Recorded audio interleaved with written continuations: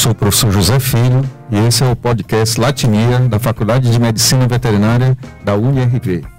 Olá, eu sou o professor Tiago, estou aqui junto com o professor José Filho, o Jean, para mais uma edição do nosso podcast. Sejam todos bem-vindos.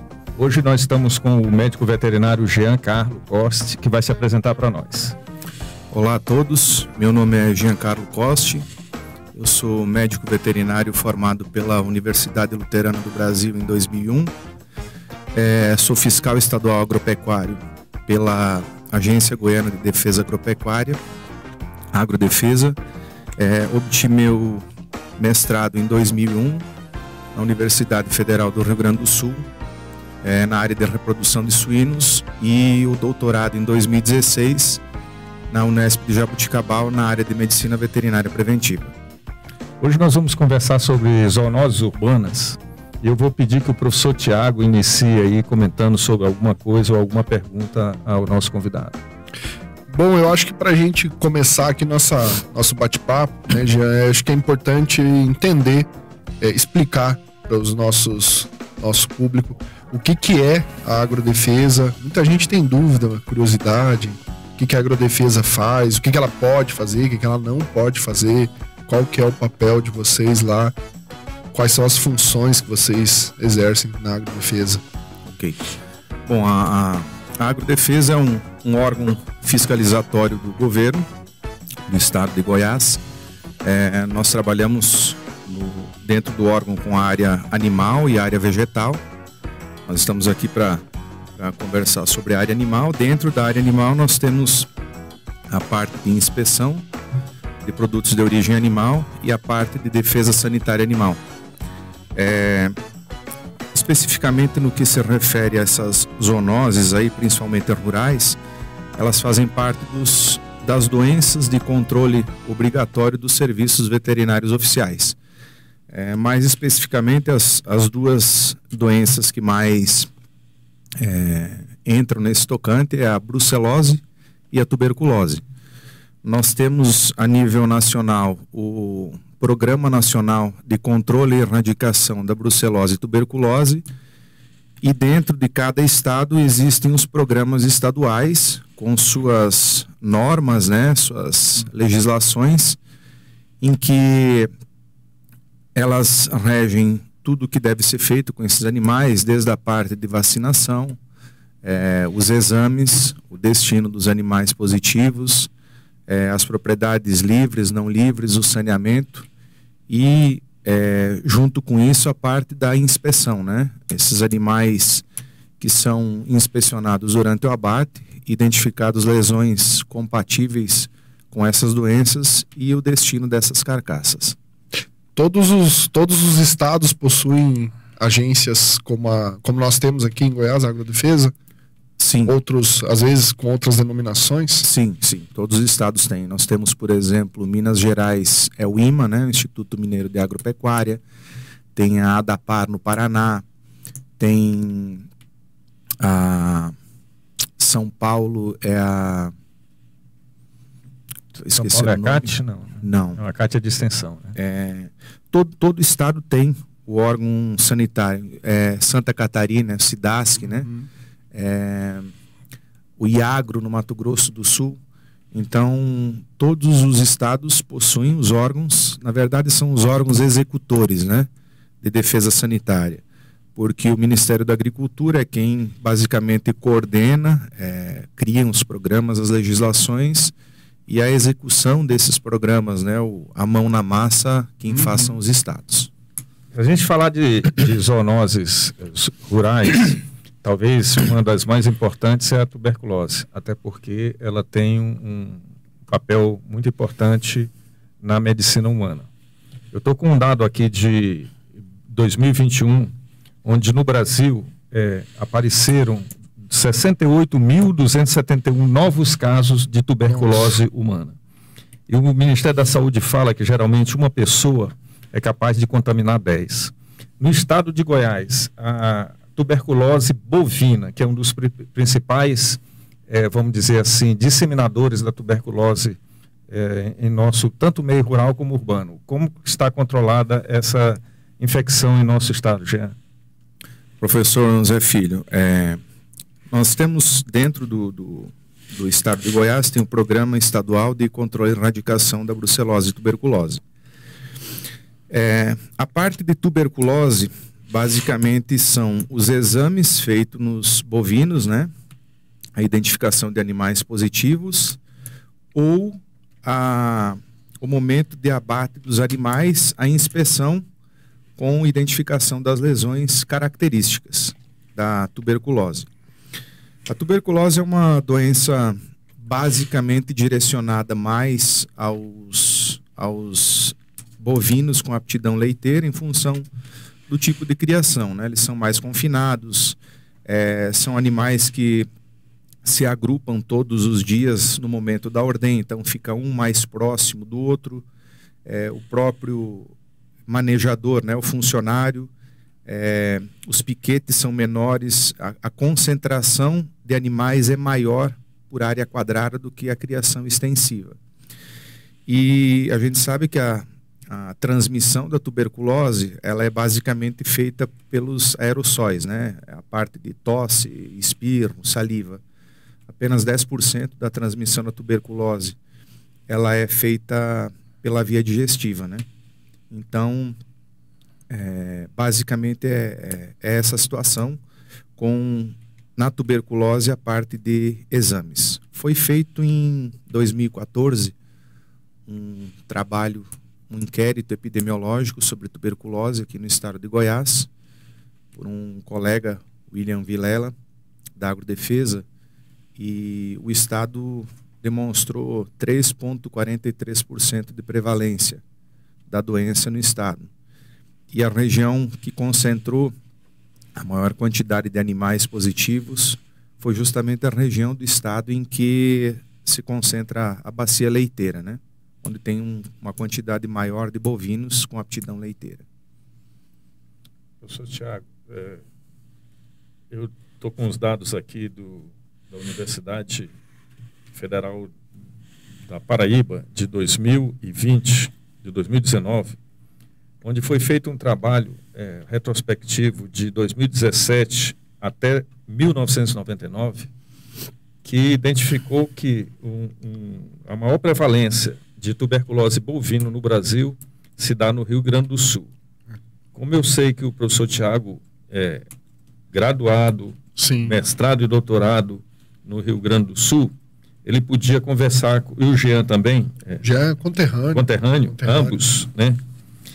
Vocês podiam conversar sobre esses dados que eu estou citando aqui de Rio Grande do Sul ser a prevalência maior de tuberculose bovina no Brasil. Eu não sei, não sou especialista na área, mas o Jean pode explicar melhor para a gente, mas acredito que tem a ver, às vezes, com o tamanho das propriedades. Lá é uma bacia leiteira também muito forte, né? Talvez o tamanho das propriedades, não sei se é alguma coisa a ver com manejo também, e às vezes até o próprio clima, né? É diferenciado das demais regiões do país. Não sei se é por aí o caminho. Eu não tenho o conhecimento dos dados estatísticos e informações do estado, mas existem algumas peculiaridades que, quando comparados aos demais estados, talvez tenham influência no maior número de casos positivos. A própria distribuição geográfica do estado, né, as criações são propriedades menores, então uma bacia, o Rio Grande do Sul é uma bacia leiteira forte no país, e normalmente esses animais costumam ficar mais concentrados, né, não são criados tão extensivamente como os bovinos de corte. E existe outra situação também, que é podem haver políticas estaduais, né, para liberação de crédito ou para algum programa estadual em que os exames para tuberculose sejam intensificados. Sim. Então, intensificando essa quantidade de exames, automaticamente você acaba identificando um número maior de animais positivos. E isso não só no Rio Grande do Sul, acho que o país inteiro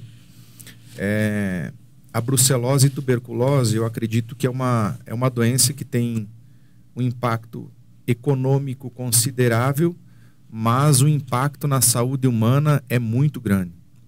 Para vocês terem uma ideia aí, anualmente a nível mundial, 10 milhões de pessoas se contaminam pela tuberculose, com mais de 1 milhão de mortes, né?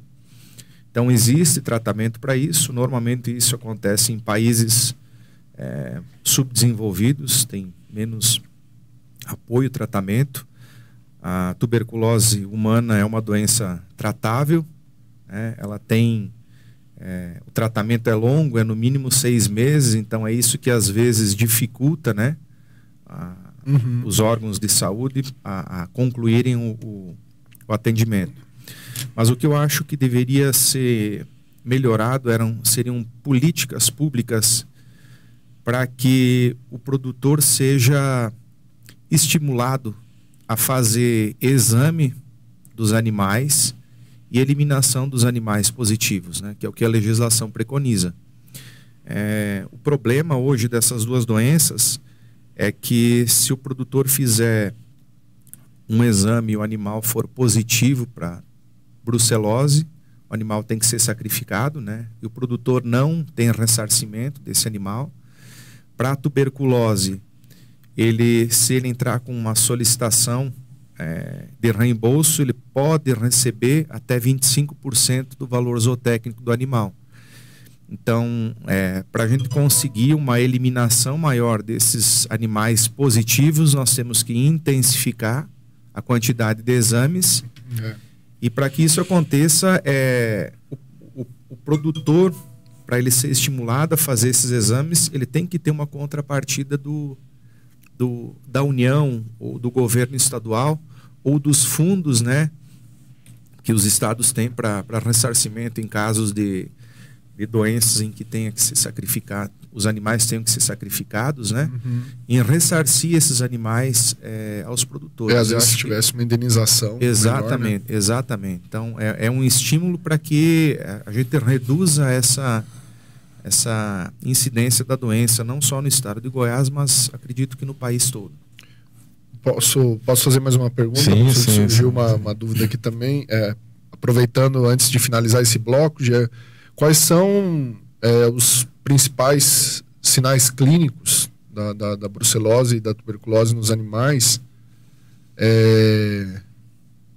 E ocorre da mesma forma em seres humanos? Como que a gente pode diagnosticar essas doenças em animais e seres humanos? Sim. Tiago, nos animais, a tuberculose e a brucelose são feitos exames, né?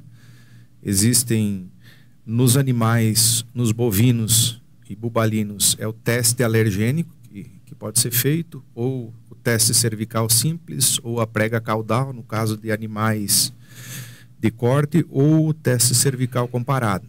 Então, na verdade, se inocula a tuberculina, se faz a medida da prega, né, anteriormente, inocula a tuberculina e 72 horas depois se faz nova medição para ver se o animal tem reação ou não. A parte de brucelose, o teste que é feito, né, de rotina é o teste do antígeno acidificado tamponado.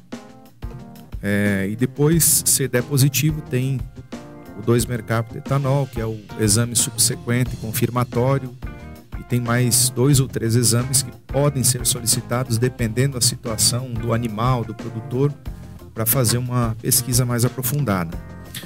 Bom, os sintomas de tuberculose nos animais, principalmente os bovinos, tosse, tosse frequente, normalmente acompanha quando a doença vai ficando com o passar do tempo, né? Ela vai se agravando, o animal vai emagrecendo e definhando. Alguns animais acabam encapsulando, né, a lesão da tuberculose e acabam tendo uma vida normal. Não são todos que acabam apresentando emagrecimento. E a principal fonte de contaminação é os aerossóis, né, eliminados pelo animal positivo no ambiente com os demais animais ou seres humanos. A brucelose nos animais, o principal sinal clínico é o aborto de fêmeas gestantes, né? Principalmente no terço final da gestação, e é onde acontece o maior risco de contaminação para os demais animais. O contato dos animais negativos com os restos placentários, né? De onde a fêmea pariu, questão de lamber o bezerro, ter esse contato com os animais. Nos seres humanos, a tuberculose é considerada, assim, um dos sinais clínicos principais é ter tosse por mais de 3 semanas. Então se orienta a procurar orientação médica, consulta, né, para fazer existem os exames feitos, raio-x também, para diagnóstico de tuberculose, que é mais fácil nos humanos.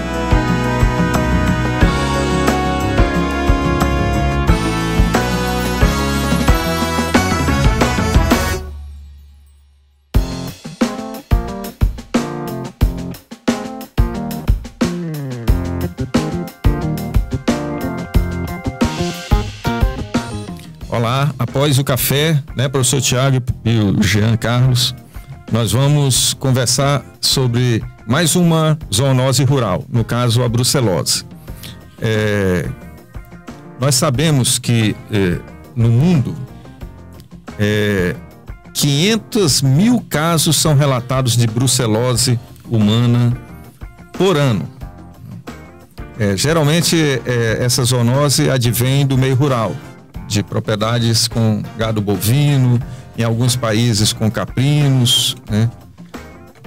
Como que se encontra hoje no estado de Goiás esse controle da brucelose, Jean? Professor José Filho, a brucelose, diferente da tuberculose, ela é exigido, né, para os bovinos e bubalinos a vacinação obrigatória de todas as fêmeas com até 8 meses de idade, né? Então esse é a principal ferramenta de controle dessa doença nos animais, na criação de bovinos e bubalinos do país inteiro, né? Nós temos em 2021 aqui no estado de Goiás, nós tivemos diagnósticos, né, de propriedades positivas que fizeram exames. Nós tivemos 16 propriedades confirmadas positivas para a brucelose e 78 propriedades, né, animais positivos, positivos para tuberculose. Então a brucelose, ela é um pouco diferente da tuberculose. A principal forma de contaminação dela é contato com sangue, com excreções de animais positivos. É a conhecida doença do médico veterinário, né? Então a situação de fazer procedimentos, assistências ao parto sem a devida proteção, com luvas, óculos de proteção, porque inclusive, né, já é considerada hoje, professor Tiago, como uma doença ocupacional, a brucelose. Isso, né? Sim. Veterinários, magarefes, trabalhadores de frigoríficos, pessoal que trabalha com ordenha, né? Pessoal que trabalha com ordenha, com leite. Exatamente. Então, ela é uma doença de controle obrigatório, como a tuberculose. Os animais positivos devem ser sacrificados também. E o que acontece como sinal clínico nos bovinos e bubalinos, nos animais acometidos, né, nas fêmeas, tem uma taxa de aborto alta, costuma abortar o feto, principalmente no terço final, e os restos placentários, né, do parto, dessa fêmea positiva, que ficam aí na pastagem ou no local que ela pariu, é uma grande fonte de infecção para os demais animais, né? Porque os demais costumam ou cheirar o bezerro, lamber, ter contato com a placenta que ficou, né? A monta com touros positivos é considerado uma fonte menor de infecção, porque a deposição do sêmen é na vagina. Existem os métodos de controle naturais, as defesas do organismo, né? Agora, a inseminação artificial com sêmen positivo, como o sêmen é deposto após a cervix, é mais problemático a infecção dos animais. Nos machos, o principal sintoma é infertilidade e orquite, né? Que seria a inflamação dos testículos. Nos seres humanos, ela é uma doença com um diagnóstico um pouco mais complicado que a tuberculose, porque ela apresenta os sintomas de várias outras doenças normais e então ela é deixada... É negligenciada. Exatamente. Vai para o fim da lista. Pesquisada, né?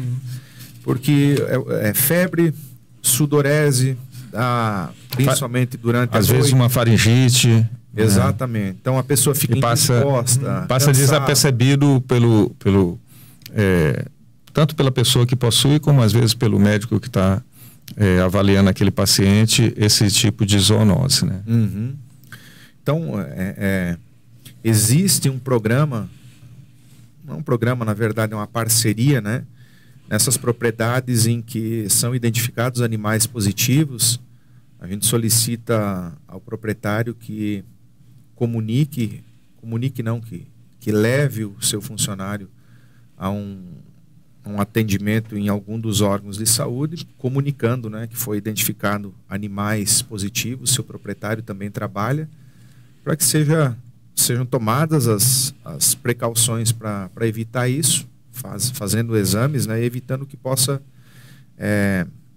se agravar no futuro, né, tanto a brucelose quanto a tuberculose. Ô, Jean, e considerando a importância, né, dessas zoonoses que a gente está comentando aqui, também a gravidade, os prejuízos que causa, né, econômicos, e também a saúde, tanto dos animais quanto das pessoas, como que a população em geral pode se prevenir dessas doenças, ou que cuidados que a população pode tomar?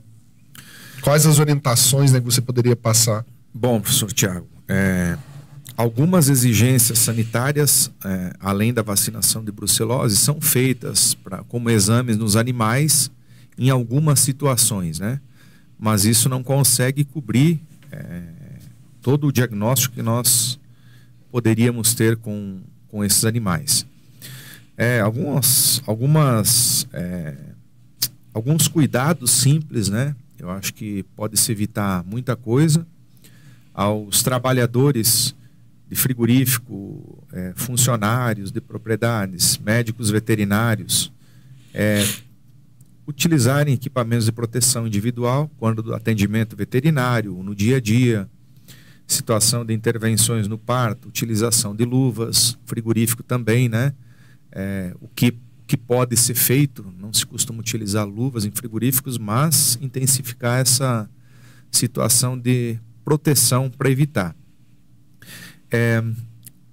Quanto à parte de alimentação,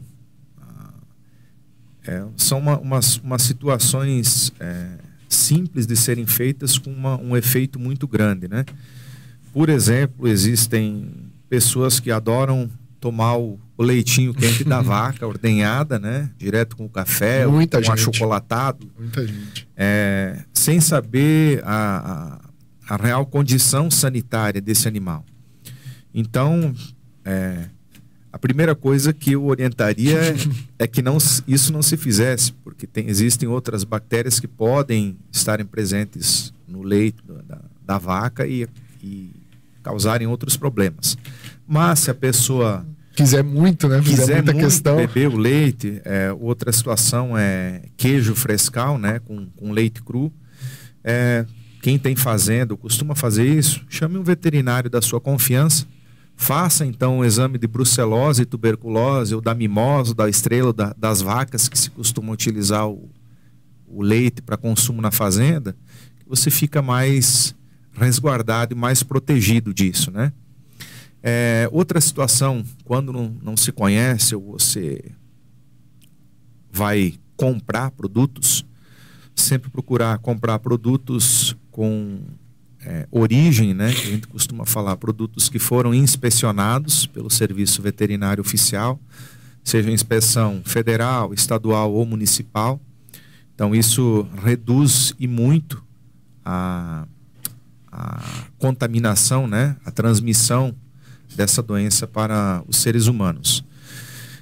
Leite da fazenda, o que eu sempre oriento também, antes de consumir, fazer a fervura do leite. Você faz a fervura no fogão. Quando começar a ferver, coloca na chama mais baixa que tiver, põe no cantinho, deixa 3 a 5 minutos fazendo a fervura. Você consegue eliminar tanto o micobacterium, né, da tuberculose, quanto a brucela da brucelose. Então são essas ações simples. Outra coisa também, né, é o consumo de carnes com procedência, foram inspecionadas, porque a carcaça do animal é feita uma inspeção, existem as lesões, né, de cada doença dessa, e que se for identificado pelo serviço de inspeção, a carcaça é condenada, né, então ela não vai para consumo da população. Na verdade, queijo clandestino, carne clandestina, leite clandestino nunca é bem-vindo, né? Tem que desconfiar. Tem que desconfiar. Por isso que existe a vigilância sanitária também, para fazer esse controle na zona urbana de todas as cidades. Às vezes, se o comércio, né, o estabelecimento que está comercializando é meio estranho, está muito mais em conta, já pode suspeitar. Desconfia. Né? Uma coisa que o Jean levantou interessante aqui é que não só brucelose e tuberculose estão presentes nesses leites, nesses queijos clandestinos, né? Outras enfermidades, outras bactérias, ele citou aqui, que são com menos potencial zoonótico, mas que são graves também para o ser humano, né? E que podem estar presentes nesses produtos feitos de forma clandestina, sem nenhuma inspeção, sem nenhuma tecnologia, sem nenhum responsável técnico, né? A gente pode citar o caso aqui de intoxicações por toxinas de estafilococos, que são muito comuns em queijos e leites de vacas que tiveram mastite, né, e que foram levados esse leite sem ferver, sem pasteurizar, para o consumo humano, né? Jean, tem mais algum comentário para a comunidade, assim, de um modo geral, principalmente aquelas comunidades rurais, né, que às vezes ficam distantes do meio urbano? Eu acho que nós comentamos aqui, para a proteção do próprio funcionário, das pessoas da fazenda, tomarem os cuidados necessários com utilização de proteções, equipamentos de proteção individual, né, durante o serviço, que façam, o ideal seria fazer exame desses animais que utilizam para consumo desses produtos, principalmente leite na propriedade. É mais tranquilo o consumo de carne numa propriedade, porque o proprietário, o produtor, escolhe um animal, normalmente é o melhor animal, é o mais gordo, é o que está mais saudável. Então o risco que você tem desse animal estar doente é menor do que quando você compra uma carne, um queijo de um local que você não tem procedência. Então, quando o preço desses produtos é muito diferente do normal, a gente tem que desconfiar. Tá? Então, eu acredito que basicamente seria isso, né? Nós temos essa preocupação de falar de ciência, mas informar a comunidade, de um modo geral, de uma forma simples, os cuidados que ela deve tomar, tanto quanto a prevenção de doenças, como o consumo de alimentos que não estejam próprios para esse consumo humano. Professor Tiago, quer fazer algum comentário final? Eu gostaria aqui para a gente finalizar, né? Já está estourando nosso tempo aí, de agradecer ao Jean e que ele elencasse para a gente agora rapidamente, assim, quem sabe a gente não faz não te convida de novo para vir aqui, as outras doenças que são preocupantes também, ou que têm importância para outras espécies também. A gente falou só de brucelose e tuberculose, né? Mas quais são as outras doenças que a agrodefesa assim, trabalha mais também? Bom, Tiago, nós temos várias doenças, né? Praticamente todos os animais de produção têm os programas de controle sanitário. Nós temos ainda algumas outras zoonoses de um pouco menor importância, mas que poderiam ser discutidas. Fico sempre à disponibilidade de vocês quando quiserem. Existem as influenzas, né? O H1N1 e suas variantes, tanto em aves quanto em suínos. Existe o mormo em equinos, que é uma doença muito grave nos seres humanos. Existe a raiva nos herbívoros também, que é outra zoonose ela é perigosa, né? Costuma ser fatal. Então, esses cuidados, sim, são interessantes a gente discutir. Acredito que uma outra oportunidade. Com certeza, né? A gente vai precisar de vários podcasts para falar de tanta doença. Sem problema. Vários encontros. Então a gente está chegando ao fim, foi proveitoso. Eu espero que a comunidade, não só acadêmica, mas a comunidade geral, aproveite essas informações. Até mais, um grande abraço. Valeu. Obrigado, professor Zé Filho. Eu que agradeço a oportunidade. Precisando, a gente está sempre à disposição. Um abraço a todos aí. Professor Tiago Zé Filho, obrigado pela oportunidade. Ok.